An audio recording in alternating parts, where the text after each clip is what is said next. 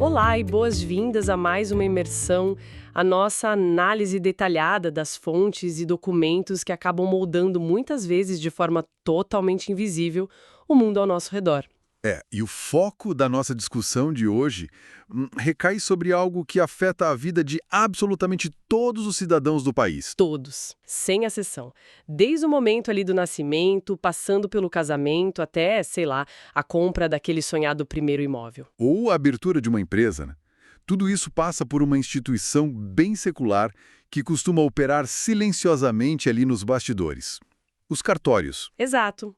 E o grande gancho para essa nossa conversa de hoje é que esse setor gigantesco, que no fim das contas guarda a memória e o patrimônio da nação inteira, ele acaba de ser empurrado para uma revolução digital. E, assim, uma revolução obrigatória e de um rigor extremo. Nossa, muito extremo. É uma transformação estrutural massiva, acontecendo bem longe dos holofotes da grande mídia, mas que tem um objetivo muito claro, que é proteger os dados mais sensíveis de toda a sociedade contra ameaças que, até pouco tempo atrás, pareciam coisa de ficção científica.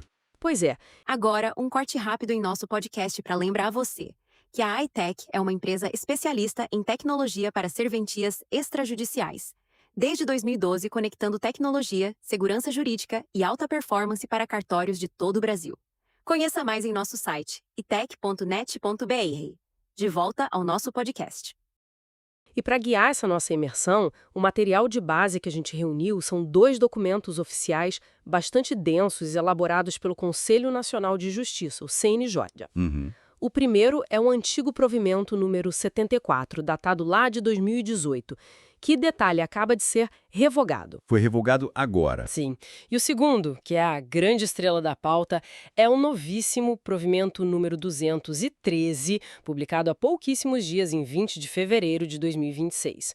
Então, a nossa missão aqui é desempacotar como uma rede composta por mais de 12 mil serventias extrajudiciais está sendo forçada a se transformar, em uma coleção de verdadeiras fortalezas cibernéticas. E sabe o que eu acho mais fascinante nisso tudo? Não é apenas a tecnologia pela tecnologia. Evidentemente, é uma montanha de requisitos técnicos envolvendo redes, servidores, algoritmos de criptografia. Contudo, o que realmente merece destaque é o planejamento estratégico por trás do Poder Judiciário. A logística da coisa toda, né? Exatamente, porque é uma complexidade inerente em tentar implementar um novo paradigma tecnológico num país de dimensões continentais como o nosso. É preciso criar uma regra que funcione tanto para, sei lá, um pequeno cartório acessível apenas por barco no interior da Amazônia, Sim. quanto para um mega cartório que ocupa um andar inteiro na Avenida Faria Lima, no centro financeiro de São Paulo. É uma discrepância gigantesca. E, começando um pouco pela evolução desse cenário, dá uma olhada nas regras do jogo do antigo provimento 74, lá de 2018, mostra uma realidade bem diferente. Muito diferente. Lendo aquele documento antigo, eu confesso que a sensação é de um tom quase nostálgico hoje em dia. Chega a ser engraçado. Pois é, o foco parecia ser uma questão de sobrevivência digital muito básica. A norma exigia itens que, para os padrões atuais, parecem o mínimo do mínimo aceitável para qualquer escritório. Coisas tipo ter energia elétrica estável. Isso. Ter um aparelho de no-break que mantivesse os computadores ligados por, pasme, 30 minutos durante uma queda de luz. Um link de internet que começava em modestos 2 megabits por segundo. 2 megabits hoje não carrega nem uma página de notícias direito. Não dá para nada. E tinha a obrigação de fazer cópias de segurança a cada 24 horas. Mas era um reflexo daquela época, né? A preocupação central em 2018 era basicamente garantir que o arquivo físico de papel não fosse mais a única fonte de verdade. E evitar que o computador ali do balcão de atendimento simplesmente desligasse no meio da emissão de uma certidão, sabe? No entanto, mesmo com essas exigências mais brandas na época, o CNJ já demonstrava a compreensão de que não seria viável exigir a mesma infraestrutura para realidades tão distintas. Sim, e essa compreensão acabou gerando uma divisão muito inteligente que, felizmente, foi mantida e bastante aprimorada neste novo documento de 2026. A divisão em classes. Agora, um corte rápido em nosso podcast para lembrar você que a iTech é uma empresa especialista em tecnologia para serventias extrajudiciais.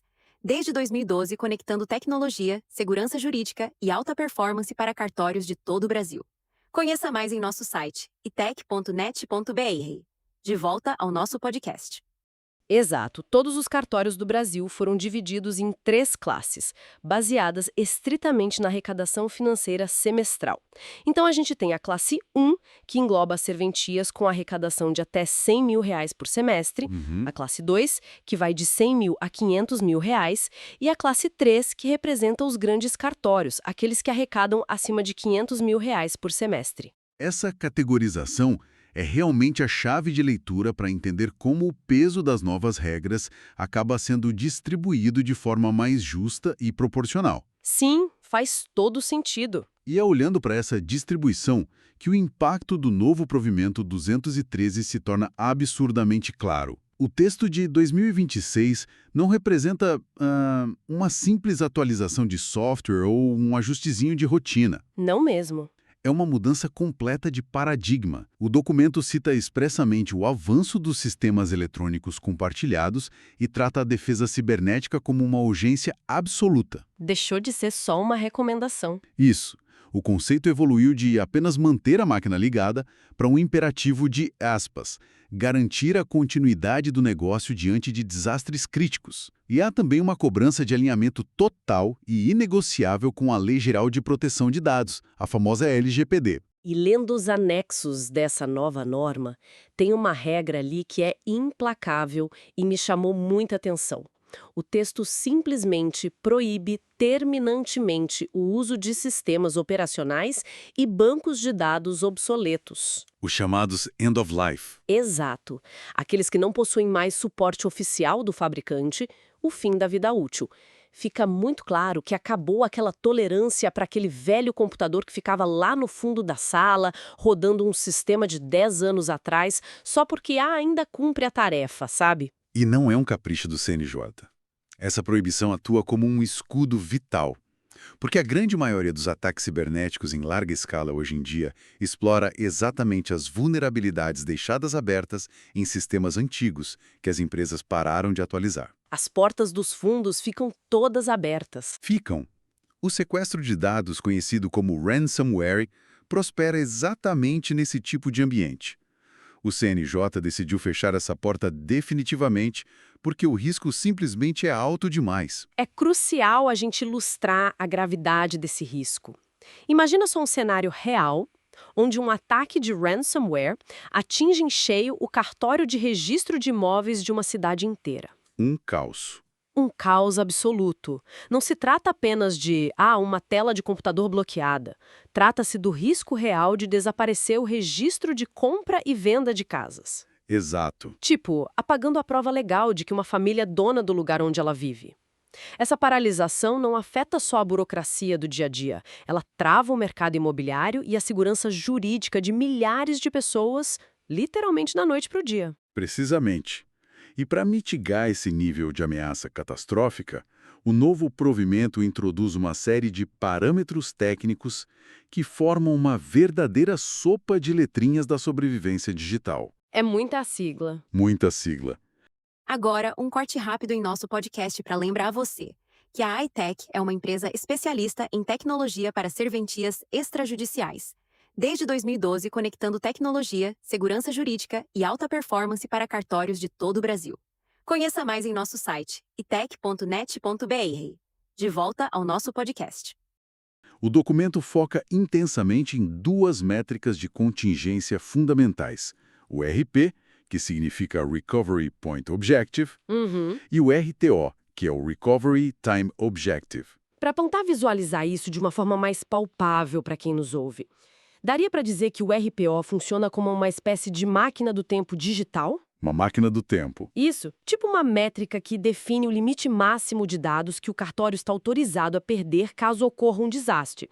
Por exemplo, se o servidor central pegar fogo ou for invadido às 5 da tarde, até que ponto do passado o sistema precisa conseguir voltar de forma intacta? Olha, essa é uma excelente forma de traduzir o conceito. O RPO mede exatamente a tolerância à perda de informações. E já o RTO complementa essa lógica medindo o tempo de resposta em si. Então, o RTO seria o equivalente a um pit stop de Fórmula 1. Um pit stop, perfeito. A ideia de que, se o sistema quebra e as operações param totalmente, existe um cronômetro rodando ali para medir quanto tempo a equipe técnica leva para colocar tudo de volta no ar e reabrir as portas para o público. A comparação é super válida. O RTO dita o limite de tempo máximo em que a operação pode ficar inativa. E quando a gente observa os números frios definidos no anexo 2 do provimento, a régua de exigência sobe vertiginosamente. Sobe muito. Para a classe 3, que são os cartórios de maior porte, essa tolerância de perda de dados, o RPO, da sua máquina do tempo, é de no máximo 4 horas. 4 horas só. E o RPO do pit stop é fixado em 8 horas. Então, em termos bem práticos, se houver um colapso total do sistema de manhã cedo, o cartório tem a obrigação técnica de estar funcionando plenamente no período da tarde, tendo perdido, na pior das hipóteses, apenas as últimas 4 horas de registros. É um nível de agilidade impressionante. E para os cartórios menores? Para a classe 1, ambas as métricas são estabelecidas em 24 horas. Mas olha, tem um detalhe no texto que demonstra o nível real de ambição dessa regulação. O CNJ estabelece no documento uma meta técnica de excelência para ambientes críticos, sugerindo que a perda de dados, o RPO, seja inferior a 30 minutos. 30 minutos. 30 minutos. E para sustentar uma operação com esse nível de resiliência, a infraestrutura não pode se limitar a comprar servidores rápidos. O controle sobre o fator humano ali dentro torna-se central. Por isso, a norma decreta o fim absoluto das senhas compartilhadas e dos chamados usuários genéricos nas serventias. Isso significa o adeus definitivo para aquele clássico login atendimento 1. Nossa, o terror da segurança. Sim. Aquele login que vários funcionários diferentes usavam ao mesmo tempo no mesmo computador. O texto agora exige autenticação multifator, o famoso MFA, para qualquer acesso administrativo ou funcionalidade crítica. É a mesma lógica. O mesmo mecanismo daqueles códigos dinâmicos de segurança que os aplicativos de banco solicitam no celular antes de autorizar um Pix ou uma transferência. Exatamente. Agora, cada alteração em um registro de imóvel ou em uma certidão de nascimento tem que ser rastreada e vinculada inegavelmente à identidade de uma pessoa física real trabalhando ali. A rastreabilidade é a fundação da segurança interna.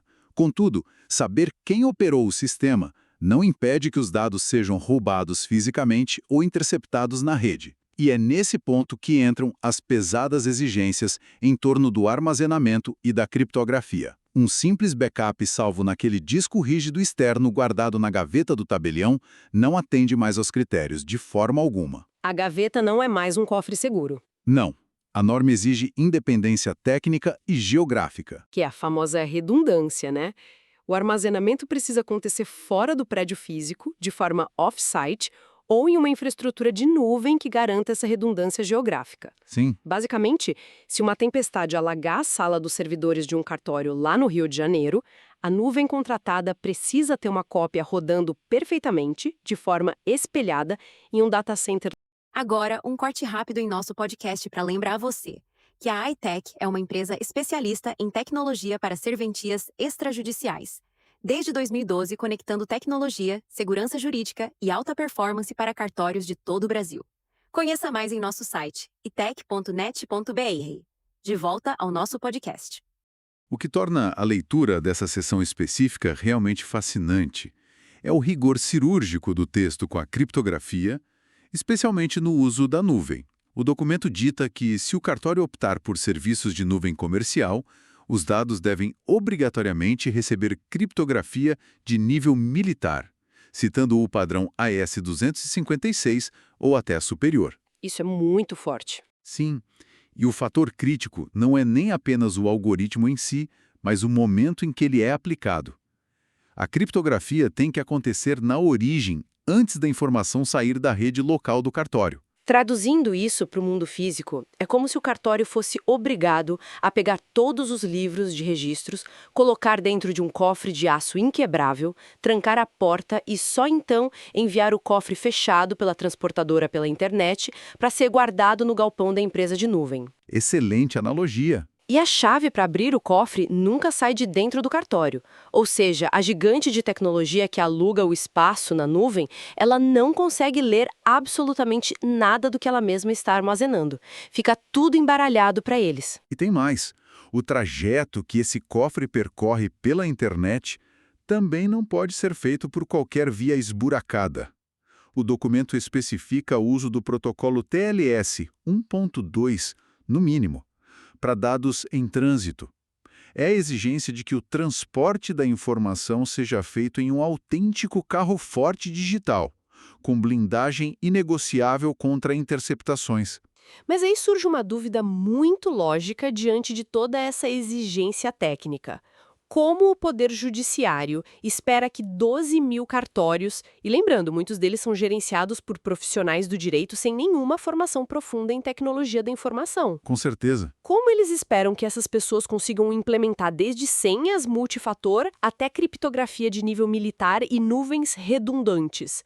Parece uma montanha impossível de escalar. Parece, mas a resposta está na forma como a norma foi arquitetada. O CNJ não se limitou a simplesmente listar exigências e estipular um prazo final cego do tipo se vira. Ainda bem. O anexo 4 do provimento 213 estabelece um roteiro de implementação que é muito minucioso. Trata-se de um cronograma rígido, sequencial e cumulativo, que é dividido em 5 etapas. É simplesmente impossível avançar para as fases tecnológicas mais complexas sem antes construir o alicerce gerencial. É um verdadeiro plano de batalha passo a passo. E observando esse roteiro, a etapa 1 é inteiramente focada em governança e na LGPD. A ordem é basicamente arrumar a casa antes de comprar qualquer equipamento novo. Exato. Isso envolve nomear formalmente um encarregado de dados, o DPO, realizar um mapeamento exaustivo e criar um inventário de todos os ativos tecnológicos e contratos vigentes, além de, claro, instituir uma política oficial de segurança da informação. E cumprida essa fase burocrática essencial, aí sim entra a etapa 2, que é focada em infraestrutura e continuidade. Que é onde a coisa começa a ficar física. Isso. É o momento em que a serventia precisa desenhar os documentos que ditarão os procedimentos para o pior cenário possível, que são o Plano de Continuidade de Negócios, o PCN, e o Plano de Recuperação de Desastres, o PRD. E os prazos para essas duas primeiras etapas são muito curtos. Os grandes cartórios, lá da classe 3, possuem apenas 90 dias contados a partir da publicação da norma para entregar as etapas 1 e 2 totalmente prontas. E para os menores, da classe 1, o prazo se estende para até 210 dias. Uma corrida contra o tempo. Mas uma vez que a documentação e os planos estão ali prontos no papel, o que vem a seguir? Como é que essa parte teórica toda se transforma em defesa na prática? É aí que o cronograma avança para a etapa 3, que é dedicada estritamente à proteção. É o momento de ligar os escudos cibernéticos.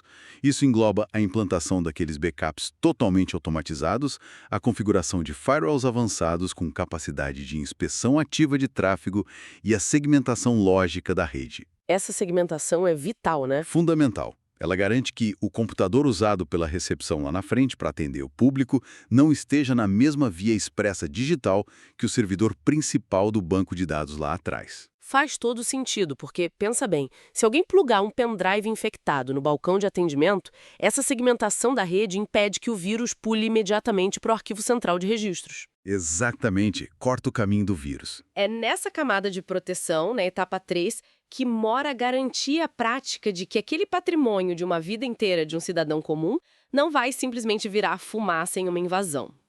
E depois de construir essa fortaleza toda, a norma exige que ela seja colocada à prova de fogo. A etapa 4 trata de auditoria e testes. E o nível de exigência aqui foge completamente do lugar comum corporativo. O texto obriga os cartórios da classe 3 a contratarem um pentest a cada 2 anos. Para quem acompanha de fora do setor de tecnologia, a ideia de um pentest ou teste de intrusão pode soar meio drástica. Consiste basicamente em contratar equipes de hackers éticos profissionais. Eles pagam para ser atacados. Literalmente. O cartório paga especialistas em segurança para atacarem ativamente a sua própria rede, simulando exatamente as táticas de uma organização criminosa internacional.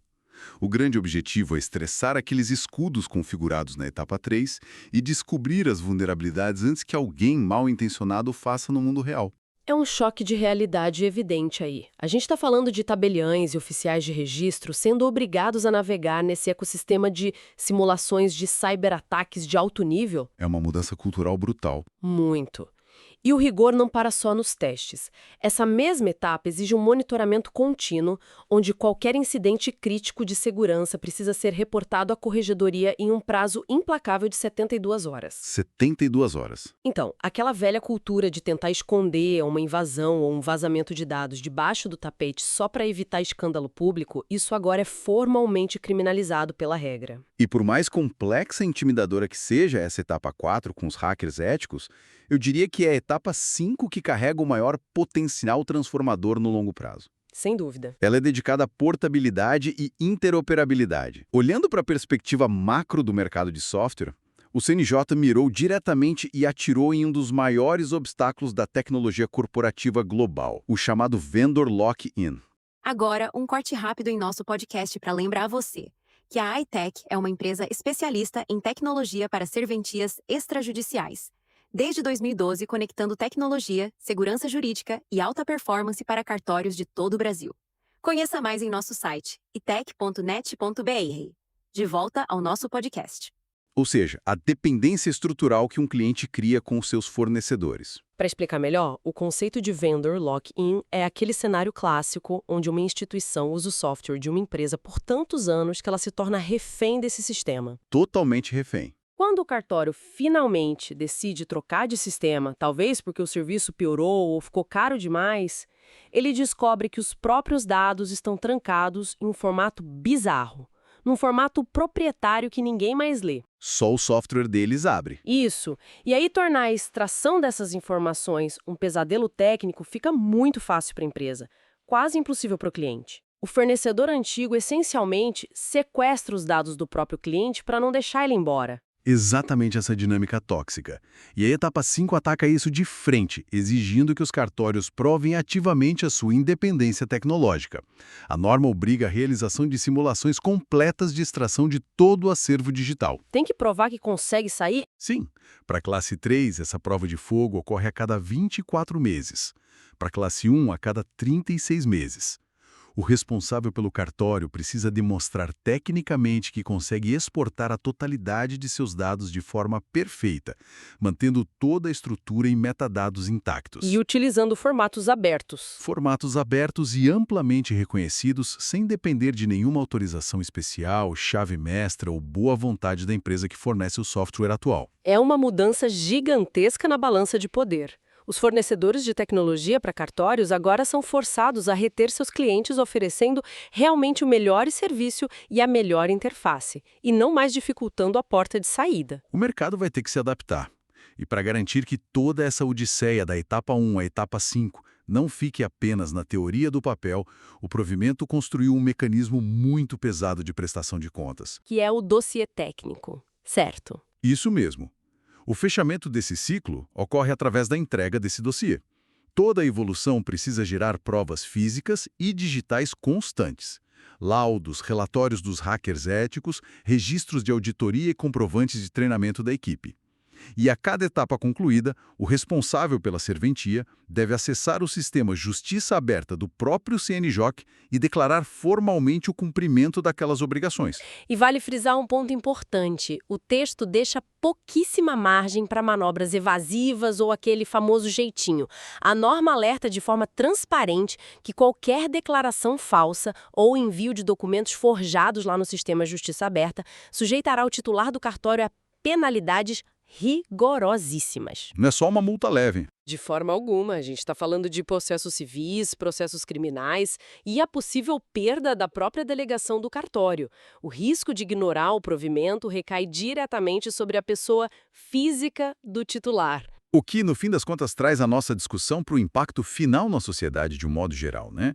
Todo esse arcabouço técnico extremamente complexo, operando lá silenciosamente nos bastidores das nossas vidas, garante a perenidade da história documental do país. A confiança, né? A confiança. A fé pública tradicional, que durante séculos dependeu de papéis assinados com tinta, com carimbos e aqueles enormes livros encadernados de couro guardados em prateleiras, essa fé pública está sendo traduzida com um sucesso absoluto para o rigor criptográfico do século XXI. O provimento assegura que as trilhas de auditoria, aquele registro imutável que aponta quem acessou, modificou ou criou um documento, sejam preservadas de forma intocável por no mínimo 5 anos. E o fato de que as identidades civis, os testamentos, os registros de todas as empresas e as escrituras imobiliárias estão fortemente protegidos por trás de firewalls e criptografia avançada é o que sustenta a nossa confiança no sistema em uma era digital que é tão agressiva e incerta. É a fundação do nosso dia a dia burocrático. Sem isso, nada funciona. Exato. Mas, chegando ao fim desta nossa análise de hoje, há um elemento que meio que ecoa nas entrelinhas desse documento do CNJ, principalmente quando a gente observa a profundidade daquela etapa 5. É algo que não está escrito lá explicitamente, mas que surge como uma consequência natural dessa imensa padronização de dados. Isso levanta uma reflexão genuinamente provocativa. O provimento 213 estabelece uma base obrigatória de interoperabilidade, o uso forçado de padrões abertos e a capacidade absoluta de movimentação de dados sem restrições comerciais em todas as 12 mil serventias. Isso em todo o país. Sim, ao nivelar a infraestrutura de defesa dessa forma, o CNJ acaba pavimentando o terreno técnico ideal para o fluxo irrestrito de informações seguras. Agradecemos muito a companhia nessa análise e até a próxima exploração. A iTech é uma empresa especialista em tecnologia para serventias extrajudiciais. Desde 2012, conectando tecnologia, segurança jurídica e alta performance para cartórios de todo o Brasil. Conheça mais em nosso site itech.net.br.